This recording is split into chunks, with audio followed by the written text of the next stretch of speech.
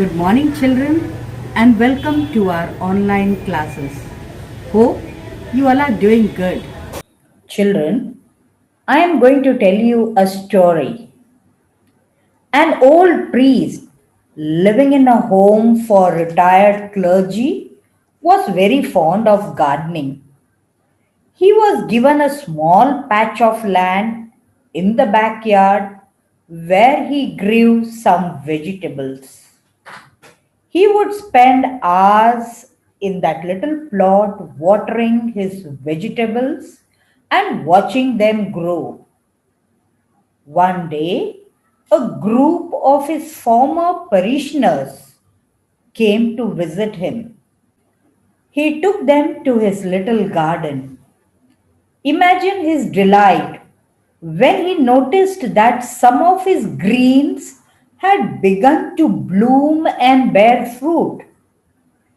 There were tiny tomatoes pushing their red cheeks out of their shoots. He paused, reflected, gave a sigh, and smiled. He turned to his visitors and said to them, "You know, you are all like my vegetable patch. So clearly do I remember you as little children in my Sunday school. Some of you, I have even had the privilege of getting married. I feel so proud to see that you have bloomed so beautifully. I wish I had the energy to revisit all the parishes where I was, only to see the fruits of my labor. Now, let's reflect on the following questions. Why was the priest delighted when he took his visitors to his garden? Why do you think he compared his former parishioners to his vegetable patch? What similarities do you see? Have you ever had the experience of planting something and watching it grow? Is there any achievement of yours that you are very proud of? Why did the old priest wish that he could go and revisit his old parishes? Even St. Paul was very keen to revisit the communities he founded. Let's see where he went and why he went there. Paul began his third journey with a tour of Galatia and Phrygia to strengthen these communities. He then went to Ephesus, where he spent nearly 3 years. From Ephesus, he visited Taurus and then crossed over to Macedonia, visiting the churches of Philippi, Thessalonica, Berea, right down to Corinth and Greece. He retraced his steps, crossed back to Taurus, and returned to Jerusalem via Miletus, Tyre, and Caesarea. At Ephesus, Paul meets some Christians who had not received or understood the full message of Christianity. Apollos from Alexandria was a Jewish Christian, eloquent and gifted like Paul. He was well versed in Jewish scripture and able to relate this to the Christian message. He was fervent, aglow with the Spirit, and spoke accurately the things about Jesus. Boldly speaking in the synagogue, Paul also encountered another group of disciples not yet fully initiated into Christianity. Both Apollos and these disciples had received only John's baptism and had not been baptized into Jesus or received the Holy Spirit in the laying on of hands. The difference between the baptism of John and that of Jesus is that John preached condemnation and a threat to eternal damnation. He urged his audience to conversion, a complete change of heart through their own effort and strength. The preaching of Jesus, on the other hand, was the good news that with God's grace and the action of the Holy Spirit, our condemnation has been lifted and we are saved. All we have to do is to believe in Jesus Christ and be open to receive the Holy Spirit. The incomplete Christians of Ephesus knew the condemnation and the moral duty of conversion, but they were not aware of the grace of Jesus Christ and the help of the Holy Spirit. John's preaching and baptism was the first stage that made one aware of one's sinfulness and the need to a change of heart. But if one remained solely on one's own effort and did not realize the free gift of God's grace in the Holy Spirit through Jesus Christ, then one would surely fail. So it became necessary for Paul to reconfirm the faith of those incomplete Christians through instruction and the laying on of hands. Healings have always attracted large crowds as we see even today. It was no different with Jesus and Peter, and so too with Paul. Peter and Paul are able to heal not through their own power but in the name of Jesus. This power was no mere magical formula as bitterly experienced by the seven exorcists of the Ephesus, that is, the seven sons of Sceva, the high priest. Their attempt to drive out demons by the Jesus whom Paul preaches only ends in a comic tragedy. The demons turned violently on the exorcists, bruised and stripped them naked, and made them flee in terror. They learn that the name of the Lord Jesus is no magic incantation, but an utterance of Christian faith. The result is that the Ephesian Christian community breaks away from their occult pagan practices, burning their books of magic, which cost a sizable amount. Paul's preaching not only put an end to the magical practices of the Ephesian Christians, but also shook the foundations of a worldwide worship of Artemis and her famous temple in Ephesus. If Paul succeeds in convincing the people, the silversmith Demetrius is afraid that his flourishing trade of idol carving will collapse. So he called together the members of his trade and caused a great commotion. Luke's humor surfaces again as he narrates the senseless riot and comic 2-hour chant, Long live Artemis of Ephesus.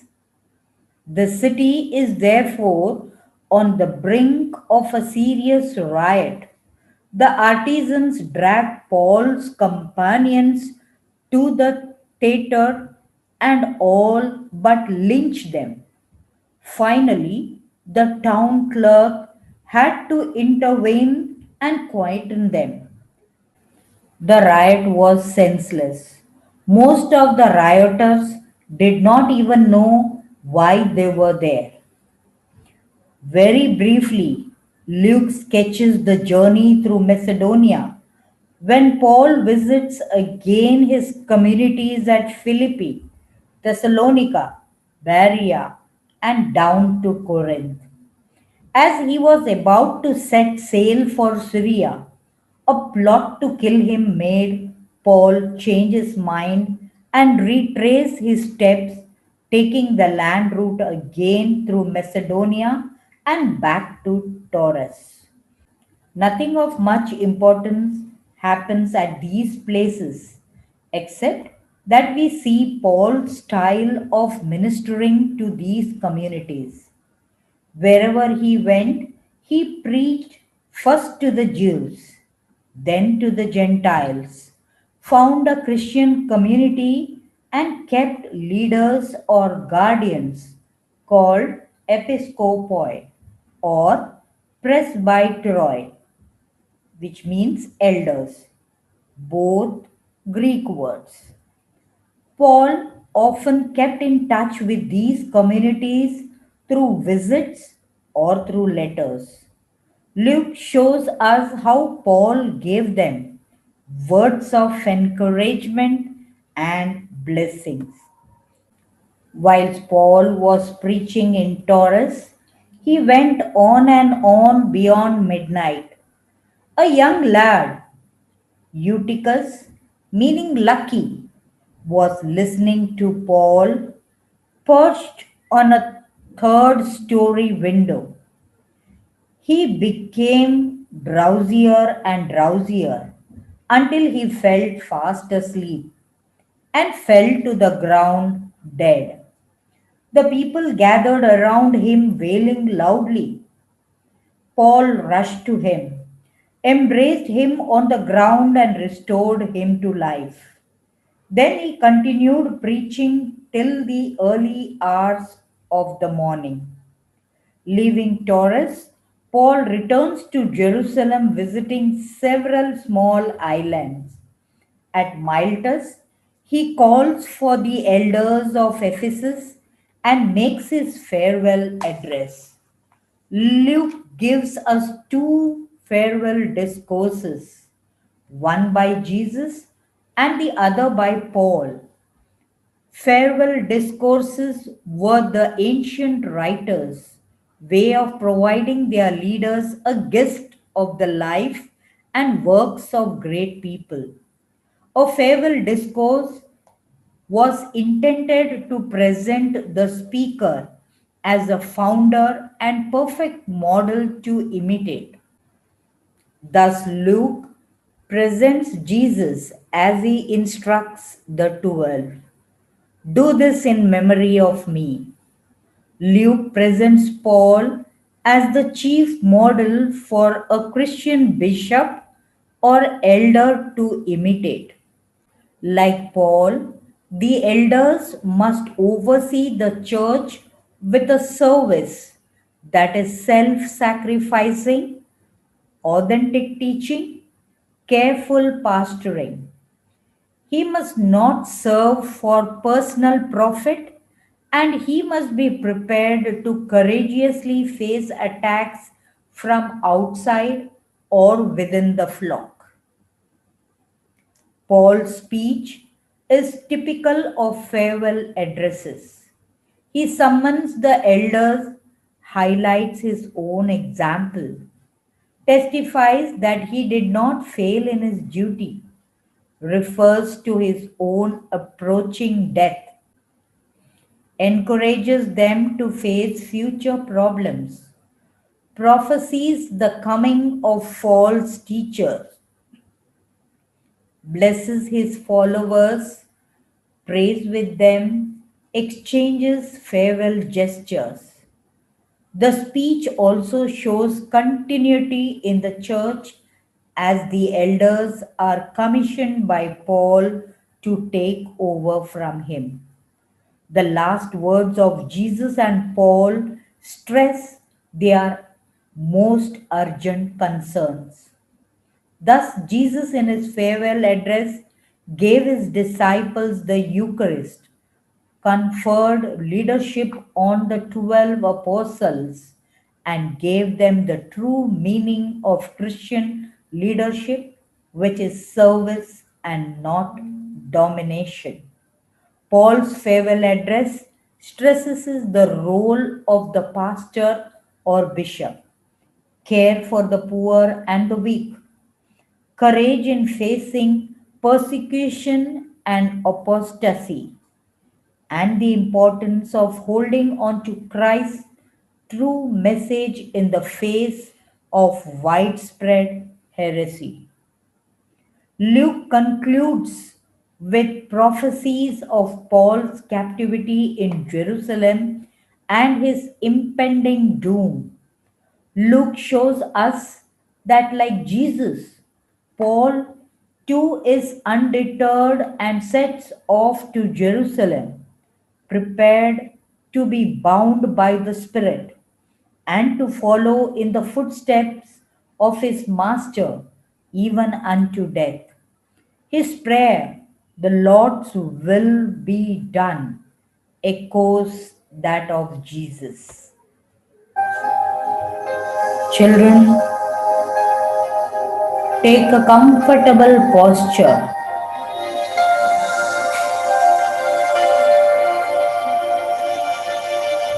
Place your palms on your lap, facing upwards. Breathe in, breathe out. Breathe in, breathe out. Let's pay attention to the reading. A reading from the Acts of the Apostles.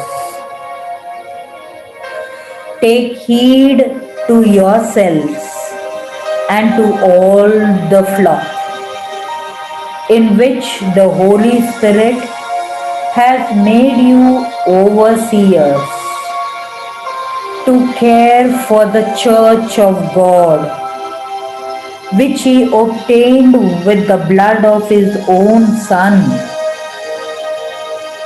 I know that after my departure, fierce wolves will come in among you, not sparing the flock. And from among your own selves will arise men speaking perverse things to draw away the disciples after them. Therefore, be alert, remembering that for 3 years I did not cease night or day to admonish every one with tears. And now I commend you to God and to the word of his grace, which is able to build you up and to give you the inheritance among all those who are sanctified. I coveted no one's silver or gold or apparel. You yourselves know that these hands ministered to my necessities and to those who were with me.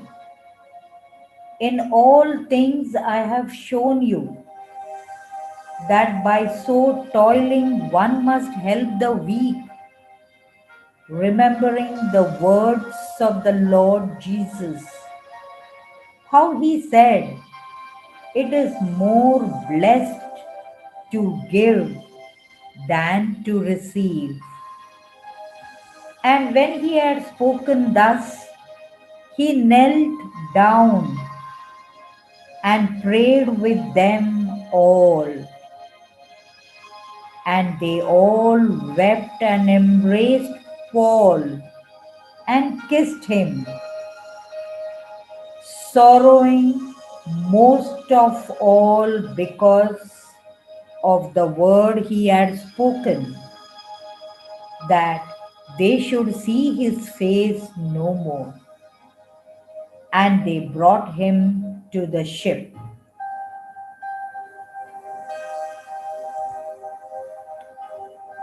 The word of the Lord.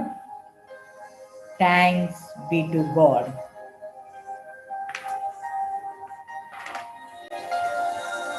What instructions did Paul give to the presbyters and elders of the church in Ephesus?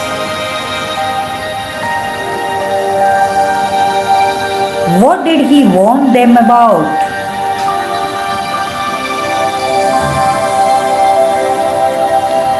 Why did they weep? And why were they deeply distressed?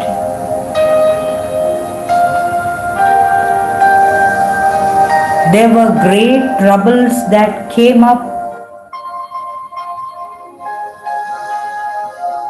on the church in Ephesus in the years that followed Paul's departure.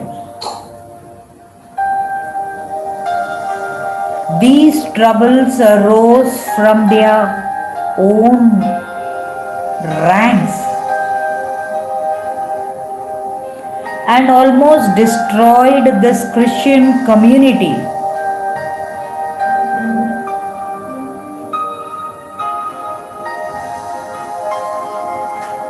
Let us spend a few moments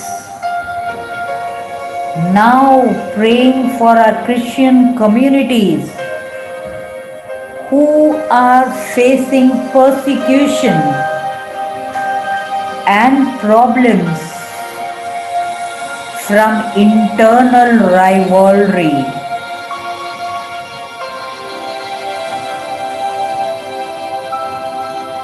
Ask Lord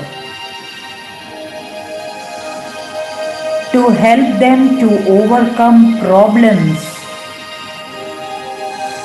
like jealousy, enmity, selfishness, misunderstandings, or any others that disrupt peace and harmony and threaten to break up the communities.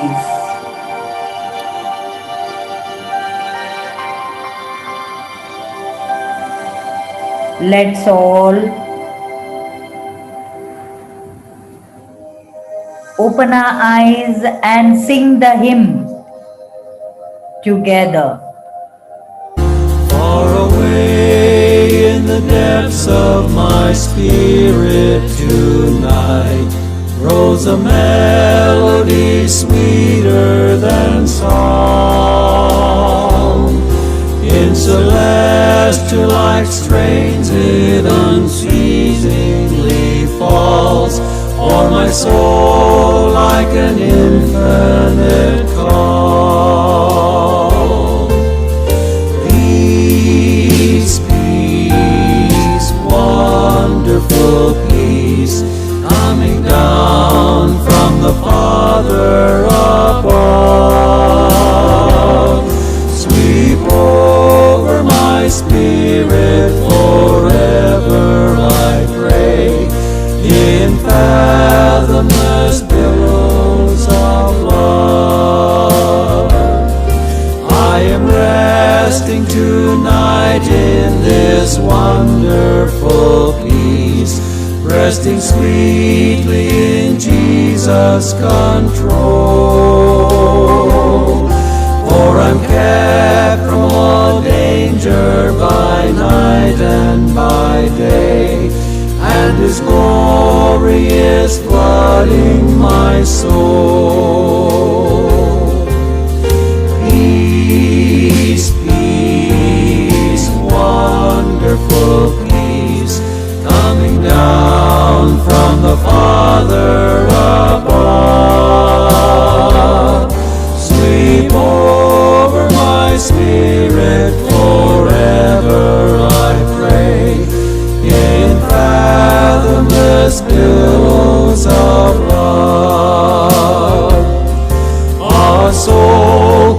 Are you here without comfort or rest, marching down the rough pathway of time? Make Jesus your friend ere the shadows grow dark. Oh, accept the sweet peace so sublime. Peace, peace, wonderful peace, coming down from the Father above. Sweep over my spirit forever, I pray, in fathomless billows of love. Let us sign ourselves in the name of the Father, and of the Son, and of the Holy Spirit. Amen. So, children, it's time for your activity. Imagine that you are Saint Paul. After 2 years of visiting Ephesus, you are concerned about the church there. Write a short letter to the Ephesians, encouraging them to keep their faith alive, warning them about their false teachers, and giving them instructions on living a good Christian life. And send it to your Sunday school teacher. So, children, thank you so much. Bye bye. Take care. Have a nice day.